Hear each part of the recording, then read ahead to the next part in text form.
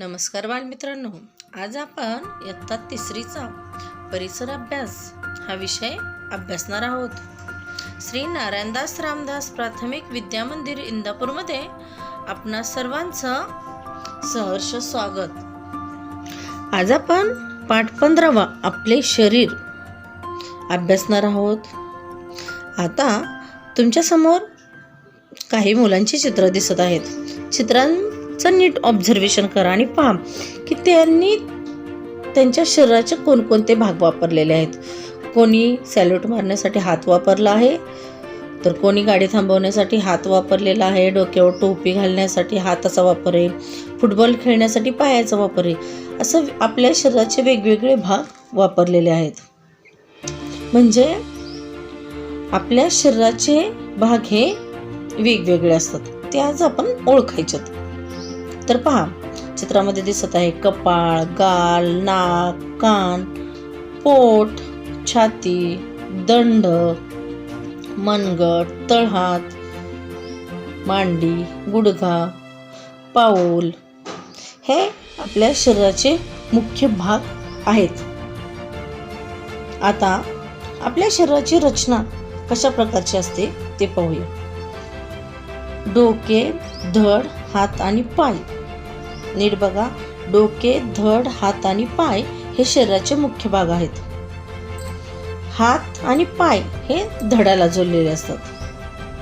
हात आणि पाय कशाला जोडलेले असतात? धडाला जोडलेले असतात. चित्रामध्ये किंवा आपल्या शरीराचा आपण नीट अभ्यास करायचा. आता पाहूया डोके. आपल्या डोक्यावर केस असतात, कपाळाखाली 2 डोळे असतात, भुवया आणि पापण्या असतात, 2 बाजूंना 2 कान असतात, समोरच्या बाजूला नाक असते, नाकाखाली तोंड असते, तोंडाखाली हनवट असते. डोके आणि धड यांना जोडणारा शरीराचा भाग म्हणजे मान होय. मानेच्या पुढच्या भागास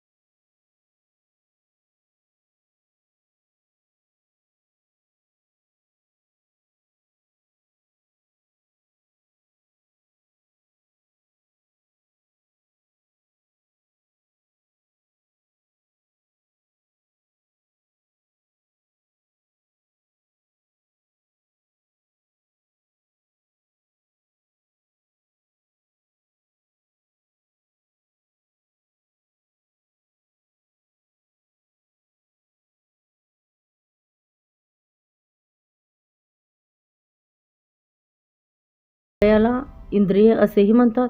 चालण्यासाठी पाय वापरले जातात म्हणून पाय आपले अवयव आहेत. ऐकण्यासाठी कान वापरले जातात म्हणून कान आपले अवयव आहेत. बाह्य अवयव कोणकोणते? शरीराच्या बाहेरच्या बाजूस असणारे अवयव. बाह्य अवयवांना बाह्येंद्रिय असेही म्हणतात.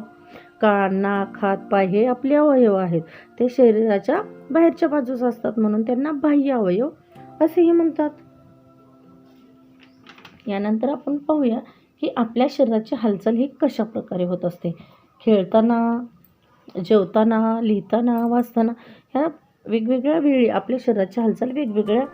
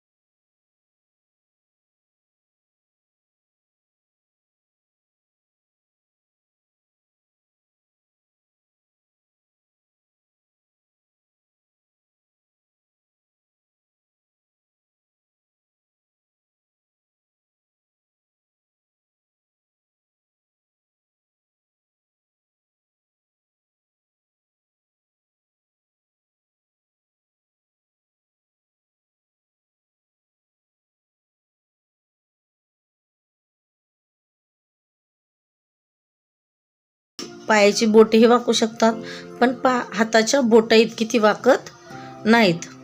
पायांनी आपण काही कामे करू शकतो. पायामुळे आपण उभे राहतो, चालतो, पळतो, जिन्यावरून चढतो, उतरतो, उड्या मारतो किंवा काही यंत्रही चालवतो. हे सगळं पायामुळे होतं.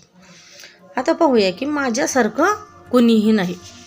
हा बघा, हा आहे आपल्या वर्गाचा ग्रुप. सगळी मुलं आपल्याला सारखी दिसतात का? तर नाही. सगळ्यांचे अवयव मात्र तेच आहेत, परंतु प्रत्येक व्यक्ती ही वेगवेगळी आहे.